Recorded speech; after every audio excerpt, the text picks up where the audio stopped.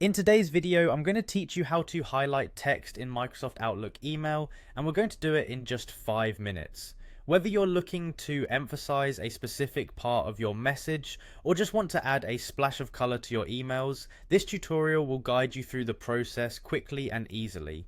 First things first, you'll need to start by opening Microsoft Outlook.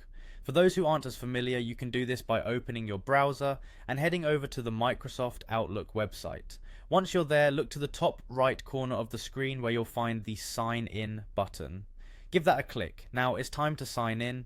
Use your usual email and password credentials to access your account. If you use Outlook regularly, you might have it connected to a corporate account or other organizational email, so use whatever login information you have for that. Once you're signed in and ready to go, locate the New Mail button. It's usually pretty prominent on the home screen. Click on it and a new email draft should open up for you to start typing. Go ahead and type out your message, the portion of the content where you feel highlighting would make an impact. It might be a key date, a deadline, or some crucial details you want to make sure stand out. Whatever it is, make sure the content is ready for its colourful transformation. Next comes the highlighting part. Using your cursor, simply click and drag across the text you'd like to highlight. Once your text is selected, your next step is to navigate to the toolbar at the top of your email draft. You're looking for the highlight option, which often resembles a highlighter pen. Click on that and you'll see a drop-down menu appear.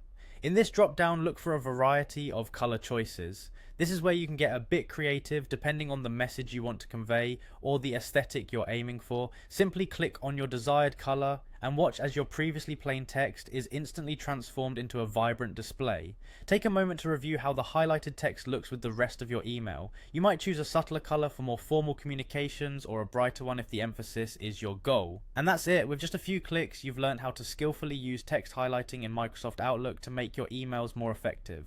Thanks for joining today, and don't forget to experiment with those colors on your next email.